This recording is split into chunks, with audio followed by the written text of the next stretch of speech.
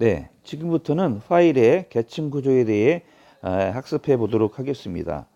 파일이라는 것은 아까 앞에서 말씀드린 것처럼 논리적인 레코드와 물리적인 레코드로 구성된다고 말씀드렸는데요. 논리적인 레코드는 앞에서 말씀드린 것과 같이 보조기억 장치와 컴퓨터 시스템 사이에 전송되는 그런 레코드 단위가 되겠습니다. 실제로 블록 단위로 물리적인 입출력이 이루어지기 때문에 요것을 물리적인 레코드라고도 이제 합니다. 물리적인 레코드는 사용자 프로그램에 의해 처리되는 레코드죠. 앞에서 우리가 실질적으로 보조기억 장치하고 컴퓨터 시스템 사이에 블록 단위로 데이터의 입출력이 이루어진다고 했는데, 이때 블록이라는 것은 프로그램에 의해서 처리되는 최소 단위의 레코드들을 말합니다. 자, 그렇다면 레코드의 형식을 살펴볼 필요가 있는데요. 레코드 형식은 비블록화 고정길이 레코드와 블록화 고정길이 레코드, 그리고 비블록화 가변길이 레코드와 블록화 가변길이 레코드, 이렇게 네 가지 종류로 나눌 수가 있어요. 자, 먼저 unblocking fixed length 레코드, 즉 고정 길이, 블록으로 지정되지 않은 고정 길이의 레코드에 대해서 살펴보도록 하죠. 하나의 논리적인 레코드가 하나의 물리적인 레코드를 구성하는 거죠. 즉, 하나의 논리적인 레코드는 하나의 물리적인 레코드다. 따라서 모든 레코드의 길이가 동일하다. 이렇게 구성하는 방식이 비블록화 고정 길이 레코드 방식입니다. 이 방식은 경제성이 떨어지고 처리 속도가 떨어지는 단점이 있고요. 대신 프로그램 작성이 굉장히 쉽다라고 하는 장점을 가지고 있어요. 자, 두 번째로 살펴볼 것은 블로킹 픽스드 랭스 레코드입니다. 즉, 고정 길이를 갖고 있는 레코드들을 블록으로 묶는 거죠. 그래서 길이가 같은 논리적인 레코드들이 같은 수만큼 모여서 하나의 블록을 형성하도록 하는 방식입니다. 그러다 보니까 모든 물리적 레코드의 길이도 결국 동일하죠. 이 방식은 프로그램 작성이 상당히 용이하다고 하는 그런 특징을 가지고 있어요. 자, 다음에 살펴볼 방식은 세 번째로 비블록화의 가변 길이의, 즉 길이가 일정하지 않은 레코드를 블록으로 묶지 않는 방식입니다. 이렇게 하다 보니까 길이가 서로 다른 레코드들을 모아서 블록으로 만들지 않고 그대로 물리적인 레코드로 수록하는 겁니다. 즉, 몇 개의 논리적인 레코드가 됐던 간에 하나의 물리적인 레코드로 이렇게 만들어 버리는 거죠. 그래서 일정한 게 하나도 없는 거예요. 그래서 각 물리적 레코드의 앞에는 블록의 길이와 레코드의 길이가 몇 개다라는 것을 수록을 하게 됩니다. 이 방식은 경제성이 떨어지고 속도도 느리며 프로그램 작성도 상당히 쉽지 않죠. 그래서 이런 방식은 자주 사용될 필요가 없겠죠. 자, 끝으로 블록화 가변 길이 레코드 방식이 있어요. 즉, 하나의 논리적인 레코드를 구성하는 길이는 일정하지 않지만 이렇게 길이가 저마다 다른 논리적인 레코드들을 몇 개를 한 덩어리로 묶는 거죠. 다시 말씀드리면 길이가 서로 다른 레코드들을 모아서 블록을 만들고 거기에 데이터를 저장하는 방식입니다. 각각의 블록의 길이가 달라지기 때문에 각 블록의 앞에는 이 블록의 길이가 몇 개다라는 것을 표시를 해주고요. 각 레코드의 앞에는 또 레코드의 길이가 어떻게 된다라는 것을 표시를 해줍니다. 경제성도 높고 처리하는 속도도 빠르지만 프로그램을 작성하기는 어려운 점이 있습니다. 자, 그렇다면 우리가 지금 취급하고자 하는 파일에는 어떠한 것들이 있을까요? 매체를 기준으로 파일을 분류해 볼 수도 있고요. 내용에 의해서도 분류해 볼 수가 있고요. 또 파일을 편성하는 방법에 의해서도 이 파일의 종류를 구분지어 볼 수가 있습니다. 이들 기준을 가지고 하나하나 살펴보도록 하지요. 자, 먼저 매체에 의한 분류입니다. 어떤 매체에 기록하느냐에 따라서 구분짓는 건데요. 예를 들면 자기 테이프나 자기 디스크나 이런 것들이 있어요. 자기 테이프 하면 여러분 아시죠? 그 비닐 종류로 되어 있는 재료에 그 자석 물질을 도포 쭉 발라가지고 데이터를 기록하는 방식의 그런 저장 매체가 되겠습니다. 테이프 위를 이렇게 자석 물질로 발라져 있기 때문에 이것을 읽어드릴 수 있는 자기 헤드가 이 테이프에 접촉하면서 테이프에 기록되어 있는 정보를 읽기도 하고 그 테이프의 정보를 쓰기도 하는 그런 방식을 말합니다. 자기 테이프를 사용할 경우에는 일괄 처리 시간이 빠르고요. 그 다음에 시간이 빠르고 경제적이라는 거, 그리고 저장하는 공간적인 효율이 좋고, 그 다음에 기록 용량도 비교적 크고 종류도 다양합니다. 그리고 파일을 작성하고 유지 보수하고, 그 다음에 장애가 발생했을 때 그것을 조치해서 처리하는, 대응하는 것이 비교적 쉽습니다. 자기 테이프의 단점으로는 저장된 순서대로만 탐색할 수 있기 때문에 특정한 레코드를 직접 찾아가야지 직접 점프해서 바로 그 특정한 지점으로 이동할 수는 없습니다. 순차적으로 쭉 찾아가야 되는 거죠. 그래서 순차 접근 방식을 따르는 거 있는 겁니다. 순서 편성 이외에 다른 파일 편성이 불가능하고요. 레코드의 분류가 힘들어서 정보 처리의 효율은 떨어지는 편이죠. 자, 그다음에 자기 디스크라고 하는 매체를 저장하는 방식도 있습니다. 이 자기 디스크는 세 가지 중요한 부분으로 구성되어 있는데요. 트랙과 섹터고요. 그 다음에 이것들의 그 자기 디스크를 여러 장 겹쳐놨을 때 발생하는 실린더라는 구성을 갖게 됩니다.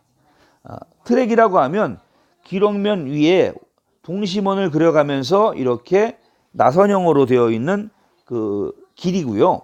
섹터는 이 트랙을 몇 개의 구역으로 잘라놓은 영역이 되겠습니다.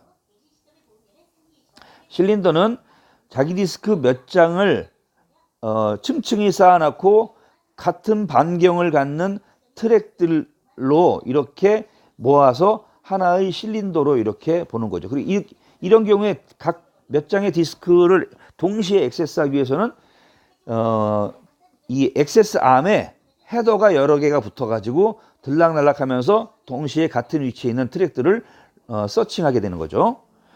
이 자기 디스크 방식의 파일을 저장하고 했을 경우에는 어떤 장점이 있냐면 레코드 위치에 상관없이 접근 시간이 비슷하다. 그리고 순차적인 처리와 직접적인 처리가 가능하다. 그 다음에 레코드를 추가하거나 삭제하거나 정정하기가 쉽다. 그리고 선형적인 자료 검색이나 비선형적인 자료 구조를 모두 표현할 수 있다. 그리고 어떤 파일 편성법이든 모두 적용 가능하다라는 그런 장점을 가지고 있어요. 반면에 단점으로는 주소를 결정하는데 시간이 좀 걸리고요. 그 다음에 레코드가 연속 공간에 저장되어 있지 않기 때문에 공간 효율은 떨어지는 편입니다. 자, 두 번째 분류 기준이죠. 내용에 의한 분류 기준인데요. 우리가 어떤 내용을 저장하느냐 하는 거죠. 즉, 파일에 데이터를 저장하는데 이 데이터가 원시 자료인지, 마스터 파일인지, 트랜잭션 파일인지 뭐 이런 것들로 구분 짓는 겁니다. 자, 그렇다면 여기서 데이터 파일이라는 건 뭘까요? 데이터 파일이라는 것은 데이터 처리를 위한 일련의 명령어들을 포함하고 있는 프로그램 파일에 대해서 그 처리 객체가 되는 자료 집단을 말합니다. 이 중에서 원시 자료 파일이라고 하면 말 그대로 가공되지 않은 순수한 처음 발생된 데이터를 적당한 매체에 수록해 놓은 입력 데이터 파일을 말해요. 그 다음에 마스터 파일은 전표 처리에서 원장이나 또는 대장이라고 하는 기본 폼에 해당되는 파일입니다. 이 기본 폼을 가지고 이제 입출력 처리를 하게 되는 거죠. 그 다음에 트랜잭션 파일이라는 게 있어요. 이것은 마스터 파일을 가지고 작업을 처리하면서 거기 그 처리 결과로 생길 수 있는 여러 가지 변화들이 생기죠. 그래서 이런 것들을 마스터 파일을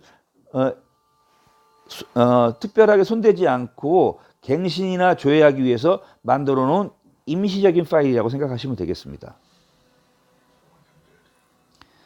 자, 그 다음에 히스토리 파일이 있어요. 이 히스토리 파일은 어떤 이벤트 또는 사고가 발생했을 때 원래의 데이터로 원상 복귀할 수 있도록 만들어 놓은 백업 파일이라고 생각하시면 됩니다. 그 다음에 서머리 파일이 있어요. 이것은 일종의 합계 파일로 집계를 편리하게 하기 위해서 다른 파일의 합계를 모아 놓은 파일입니다. 그 다음에 트레일러 파일이 있죠. 이것은 마스터 파일을 양방향 레코드로 작성해서 마스터 파일에 대한 일종의 백업 파일을 만든 겁니다. 자, 그리고 이제 아까는 데이터 파일이라는 내용을 가지고 구분을 지어놨어요.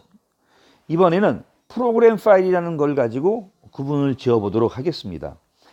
이때 프로그램 파일이라는 것은 주기억 장치와 보조기억 장치에 저장되어 있는 자료를 처리하기 위해서 만들어 놓은 일련의 컴퓨터 명령어들의 집단을 말합니다. 그래서 대표적으로 제어 프로그램이 있고요. 그 다음에 처리 프로그램이 있고요. 이렇게 두 가지 종류의 프로그램 파일이 있습니다. 자, 먼저 제어 프로그램 하면 시스템 프로그램 중에서 컴퓨터 시스템의 상태를 제어하거나 운영하거나 감시하는 목적으로 만들어진 프로그램 파일을 말해요. 따라서 지금 앞에서 말씀드린 감시 프로그램이나 작업 관리 프로그램이나 데이터 관리 프로그램 같은 것들이 이 제어 프로그램의 일종이 되겠습니다. 다음으로 처리 프로그램 파일이 있다고 말씀드렸는데요. 이것은 운영체제의 일부분입니다. 따라서 시스템에 필요한 여러 가지 기능을 처리할 수 있도록 도와주죠. 따라서 그렇기 때문에 일종의 프로세스를 관리하는 목적으로 만들어진 그런 프로그램 파일이라고 생각하시면 되겠어요. 언어 번역 프로그램이나 컴파일러나 인터프리터 같은 거죠.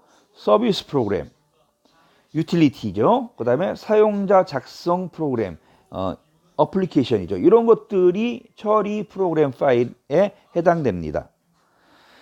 자, 그 다음에 세 번째 내용이라는 것은 작업 파일이에요. 자, 데이터 파일, 프로그램 파일, 작업 파일이죠. 어느 한 프로그램에서 생성된 데이터를 다른 프로그램의 입력으로 이전하기 위해서 일시적으로 만들어 놓는 파일이 이 작업 파일이에요. 그래서 정보 처리 시스템에서 많이 사용됩니다.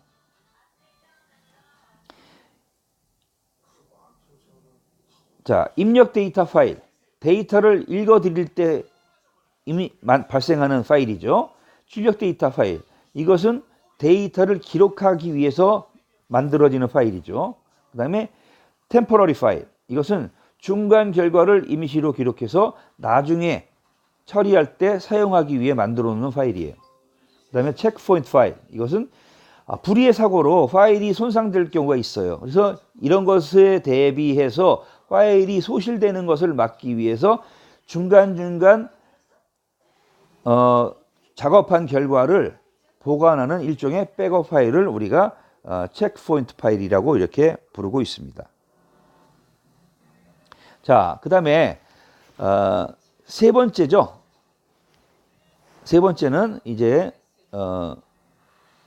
파일 편성을 어떻게 하느냐에 따라서 파일들을 구분 지어 보도록 하겠습니다. 이게 종류가 좀 있어요. 근데 네 가지 종류인데, 먼저 순차 편성 파일이 있어요.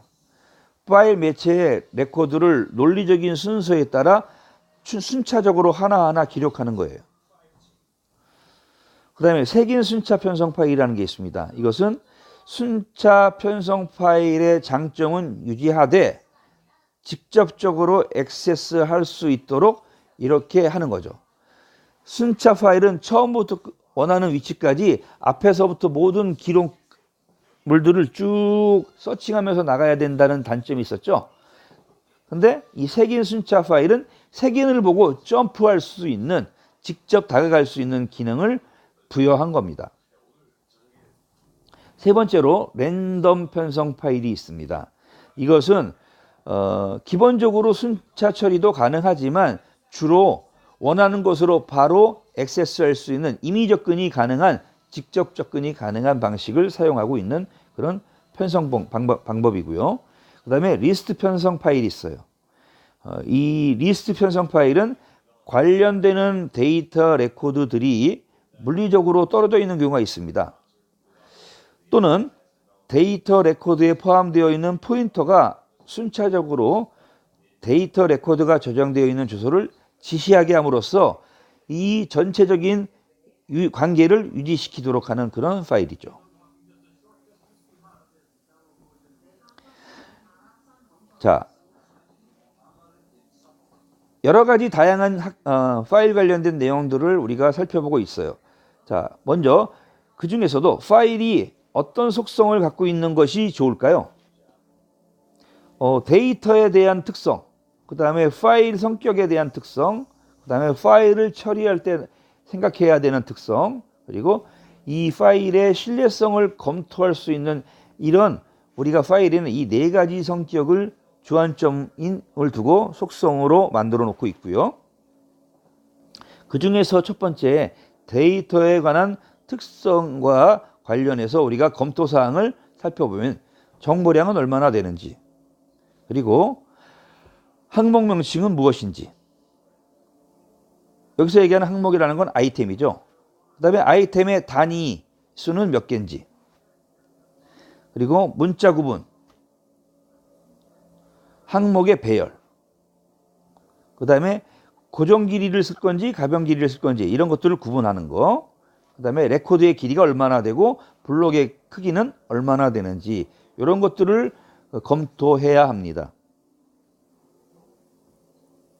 그 다음에 파일 성격의 특성 검토사항으로는 파일의 명칭, 이름이죠. 그 다음에 이 파일을 만드는 목적, 그리고 이 파일이 어떤 것들을 갖고 있는지, 파일의 종류를 살펴야 되고 어떤 업무에 적용할 것인지도 우리가 검토해야 되는 내용입니다. 네, 그 다음에 이제 파일 처리의 특성에 대한 검토사항으로는 파일을 처리하는 거죠. 그래서 처리의 형태, 그리고 이거를 어떤 방식으로 새롭게 업데이트할 거냐, 갱신이죠. 그 다음에 이 파일을, 이 처리되는 시간 간격은 주기성이 있느냐, 몇 시간 단위로 할 거냐 하는 거죠. 그 다음에 변동 데이터의 건수는 몇 건이 될 것인가, 그리고 처리하는 방식과 여러 가지 키, 항목 또는 코드 체계에 대한 것도 우리가 검토를 하고 있어야 합니다. 그리고 마지막으로 평균 활동 비율이라는 것을 계산을 해야 하는데요. 이때 활동률이라는 것은 발생한 트랜잭션 건수를 마스터 파일의 총 데이터 건수로 나눠줘서 구하게 됩니다. 자, 마지막으로 파일의 신뢰성 검토를 해야 합니다. 파일의 기밀 보호와 장애 대책에 관한 충분한 검토를 해둬야 파일 설계를 훌륭히 그리고 완벽하게 할 수 있다는 거죠. 네, 오늘 1차 시 파일 설계의 개요에 대한 강의는 이것으로 마치도록 하겠습니다. 여러분 지금까지 학습한 내용 머릿속으로 다시 한번 복기해 보시고 다음 강좌에서 만나도록 하겠습니다. 수고하셨습니다.